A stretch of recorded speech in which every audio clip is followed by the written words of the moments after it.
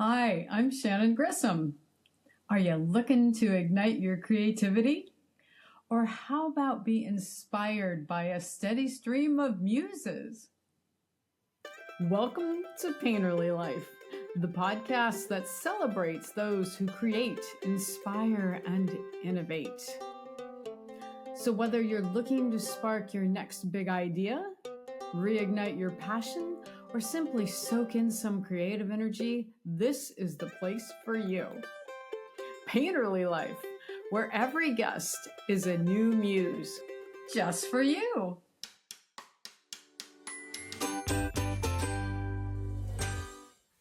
Welcome to the Painterly Life podcast. I'm your host, Shannon Grissom. Today's guest is Jennifer Moss. Jennifer is a creative powerhouse, a Renaissance woman, and she's done so many things and so many avenues that I think we might do this one in two parts. Welcome, Jennifer. Thank you. Thank you for having me. I'm so excited to be here. So you do a lot of different things. Were you always like that as a child? Did you always explore lots of different creative venues? Yeah, absolutely. As far as I can remember, I was a painfully shy child. So I would lock myself in my bedroom and just create. I wrote poetry from before I went to first grade. I created like new games for my sister. And I had a little camera that my dad gave me and a little Instamatic. And I used to do setups and photography as far back as I can remember. I've always created. So when you went through school, I know, you've got a background in music theory and computer science. Mm-hmm. How did these two work together for you? It's funny because it all came from the same source. So I started singing when I was around 10 or 11, and I sang along with like my parents' records, which was like Laura Nyro and Linda Ronstadt back in the day, these wonderful, wonderful singers. And so I belted a lot. And my mom was like, I'm worried she's going to ruin her voice. So I want to get her into lessons. We want to get you into lessons if that's something you want to pursue. And I was like, yeah, sure. And there was a voice teacher in our town who was one of the top in the country because we are a university town. Evanston, Illinois is where I grew up. And Northwestern University was there. That's my alma mater, by the way. And so at 11, I went to this voice teacher, and in our very first session, he's like, well, what kind of music do you like? And I was like, well, I like pop and I like rock. And he was like, yuck. And I was like, oh no. And he's like, well, I only teach classical. And then I was like, yuck, what? Classical? And he's like, but I guarantee you, if you learn the technique and you learn classical, you'll be able to sing anything. He eventually was right. So I started my lessons when I was 11. And I was into singing. I did a lot of musicals in high school. And I also took a music theory course in high school, which I absolutely loved. And my theory teacher is like, you need to go into music theory. Well, at Northwestern, you have to go in on an instrument. So I went in on voice, and that was my major. But the other people in the voice program were like hardcore wanted to be opera singers. And that was really not my path. That's not what I wanted. And so taking a turn into technology, my voice teacher, who also used to be a programmer, he noticed that these newfangled things called personal computers were coming out on the market. And he was an entrepreneur, and he opened a like coding studio for kids and adults. And he said, we need instructors. If I train you to code, would you be one of our instructors? And I was like, hell yeah, because it was just, it was something that was just like so new and cool. And I was always interested in computers, and this is so silly, and we'll talk about this later, but it was a guy thing. It was a boys do computers. Girls don't do computers. So I never thought that was open to me. So when he gave me this opportunity, He trained me to code, and my first coding language was BASIC for the Oh, wow. personal computer. And that was back in TRS-80 days and the Commodore 64 and all those. So I got in on it from the very beginning. And then while I was in college, took some computer music courses because I was like, bzzz, everything was like kind of falling into place.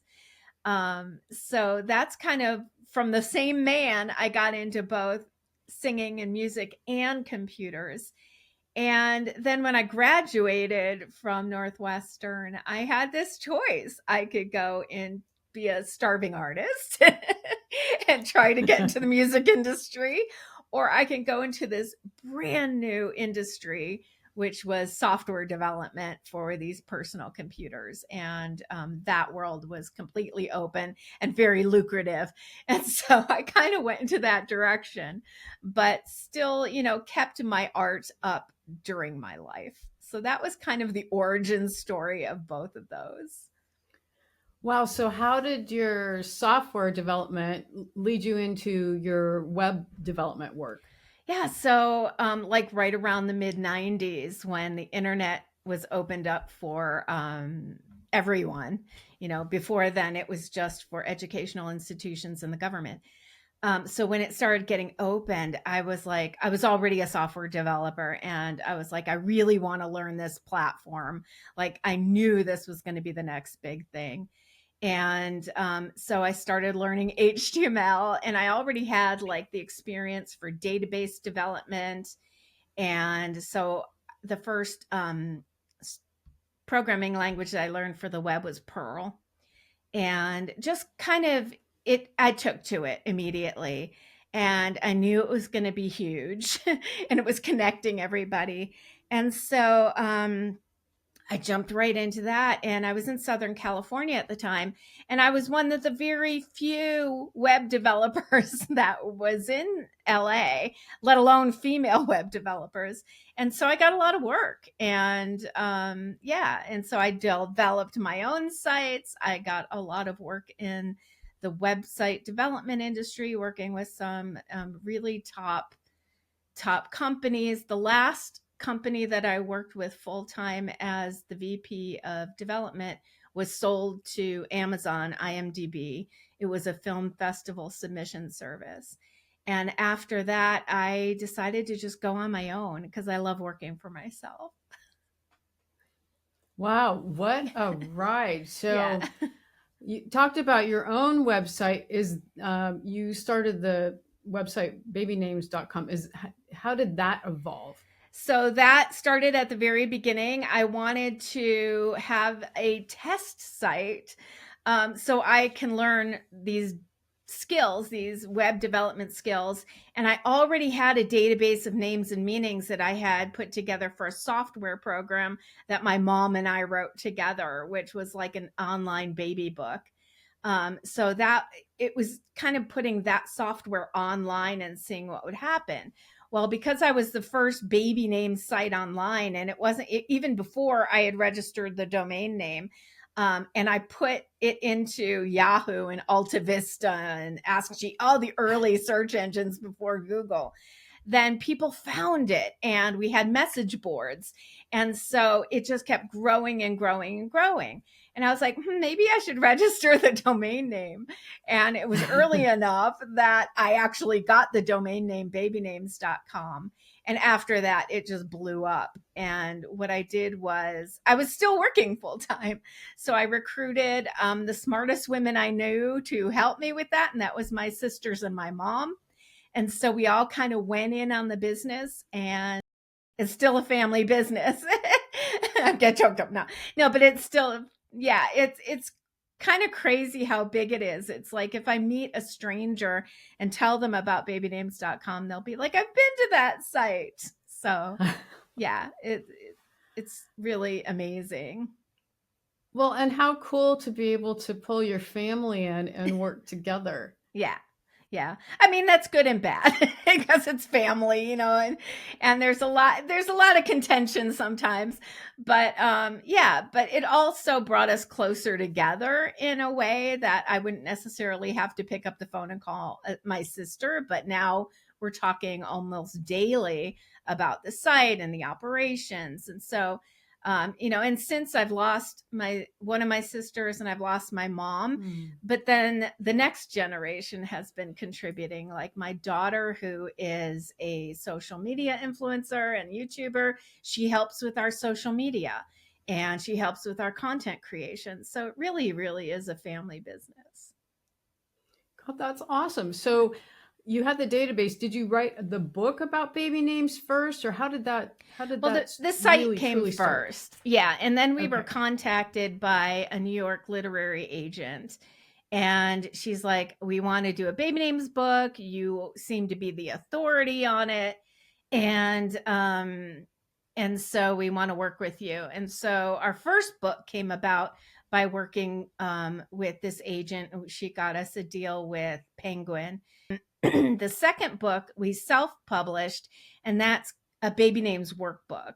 So it's kind of brainstorming and how you find inspiration to come up with baby names, because we had worked with so many parents throughout the years, we knew the process.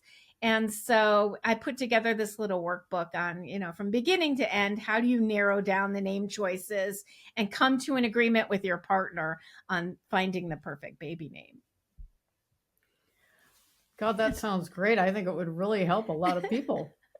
I hope so. So you've written across genres, from nonfiction to metaphysical, mystery, and how do you switch gears? So, very early on in the internet industry, when I was one of the first web developers, I wrote several articles for magazines, for some major magazines. And it was about the industry, and kind of because everybody was just feeling their own way through it, and things that I observed from being in the industry from the very beginning. And I was like, I took some writing courses in college. I'm pretty good because these are getting published and I'm getting paid for them. And so I thought, well, maybe I should try my hand at writing a novel, because that's always like in my head. It's another creative outlet. And so I had this story in my head where it would, because I love detective fiction, both television shows and reading them. So I was like, it has to be a detective novel, but I want to work in some of the woo-woo too. So I've been thinking about this book for a long time. And I finally got it down. I sent it to that same agent in New York, because she did fiction as well. And it was funny because she was like, oh, honey, because I wasn't trained. I got the story down, but it wasn't good. It wasn't written well. And she said, I want you to take some writing classes and join a writer's critique group and come back to me in a couple of years. Rewrite this, come back to me. And I kind of lost that opportunity, because once they reject it, they reject it. But I did do what she told me to. I trained myself in actual fiction writing, because it's so much different than nonfiction. They're two completely separate animals. And I joined a critique group, and I did find a publisher for my first novel. And then after I wrote it, and the gist of it is, it's like a new Irish Chicago detective, but one of his main suspects he falls in love with, and she's a psychic empath. So they're two opposite type personalities trying to solve the same crime. So at the end of that, I get the first book published. I'm like, well, I don't want to see these characters go. Like, I miss them. And so I wrote a series, and all in all, it's 4 books right now. And they did pretty well. I eventually took my rights back from the publisher, because in this day and age, it's just so different. We as authors have to do all the promotion anyway. Yes. We have to build our following, from publishing. Yeah. And so I didn't really see a lot of the value add that this indie publisher was giving me. So we eventually just dissolved the contract and I took back my rights and self-published them on my own.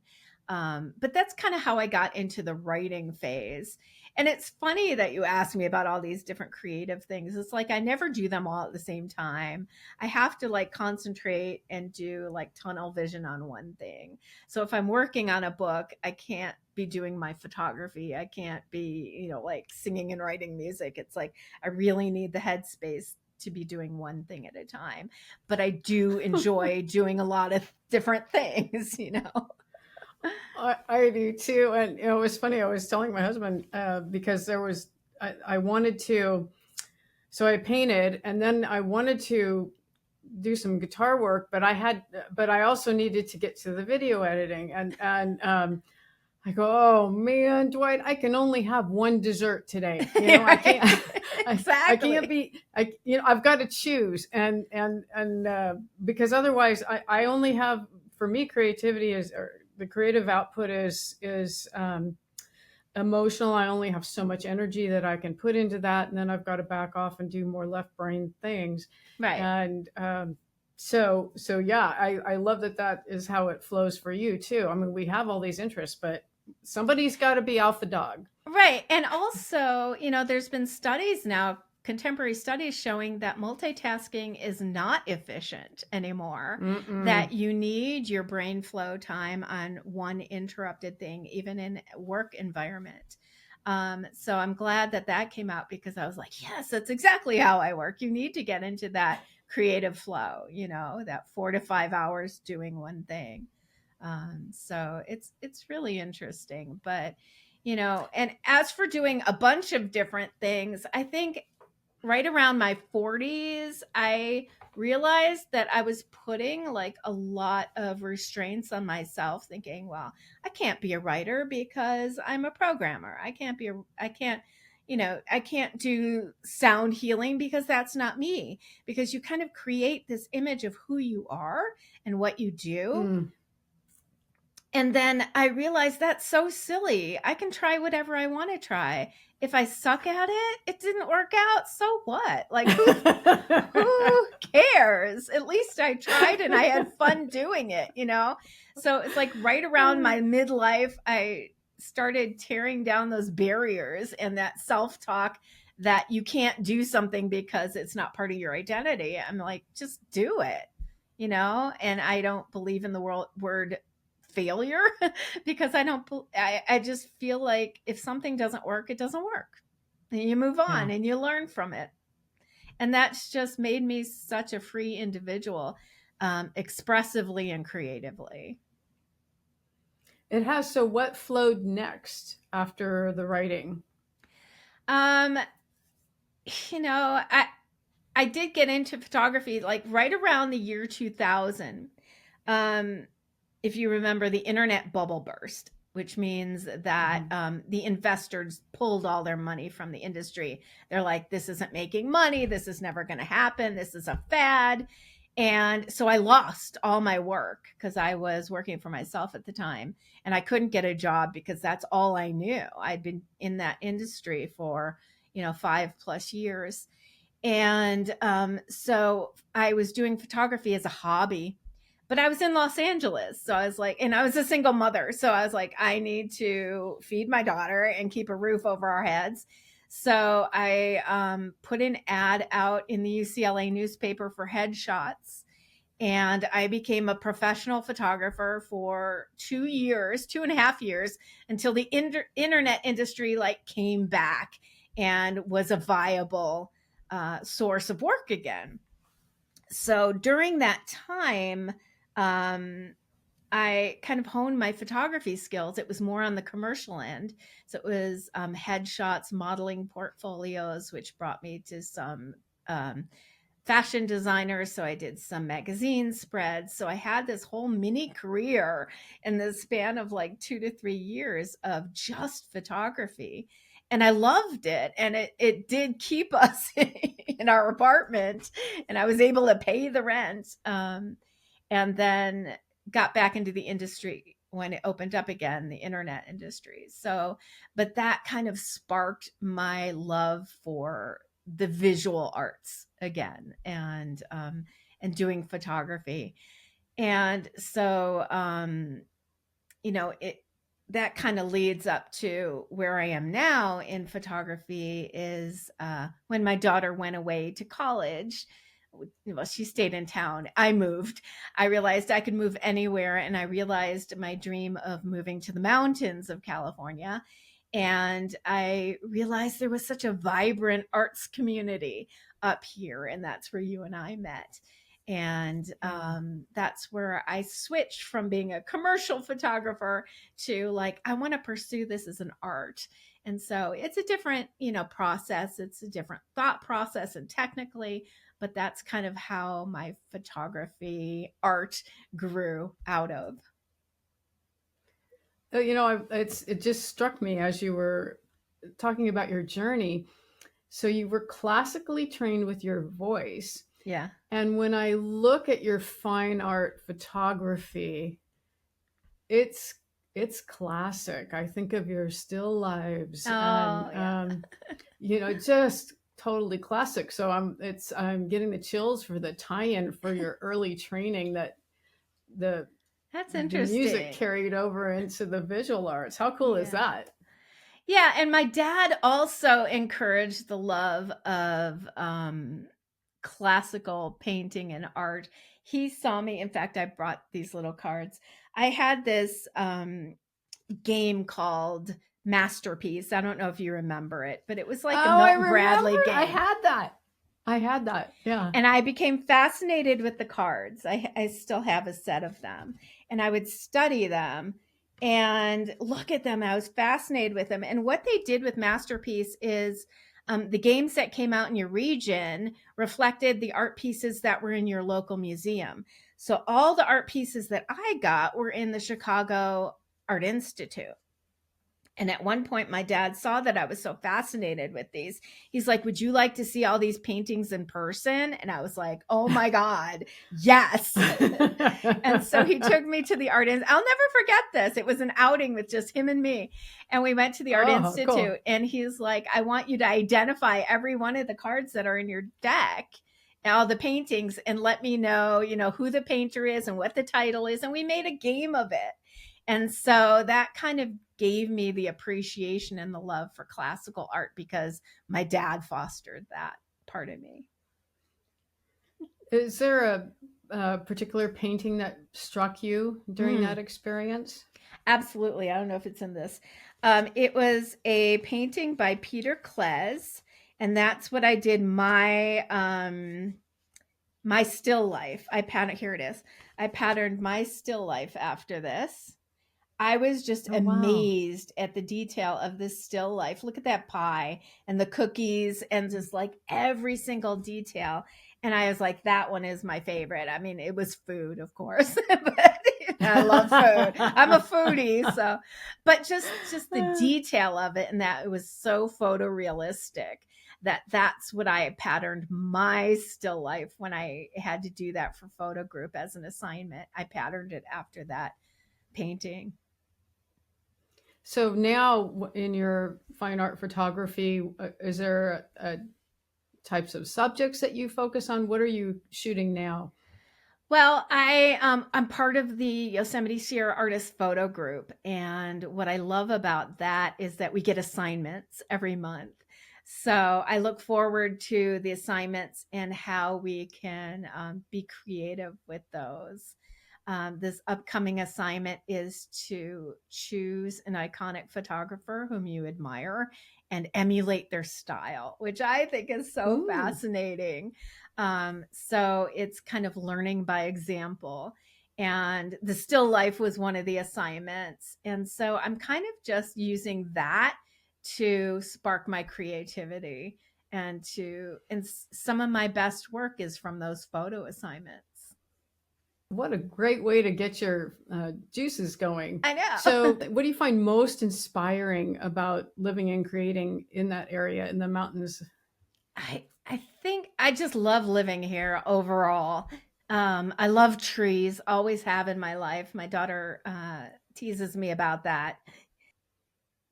Just having the greenery around and the fresh air and just the majesty of the national park just is so inspiring. And it could be from the smallest little flower with a bee on it to Half Dome, which is like the iconic vista that all painters and photographers kind of go towards. I think it's just very inspiring living up here. In addition to the other artists that are here as inspiration, the landscape is so beautiful.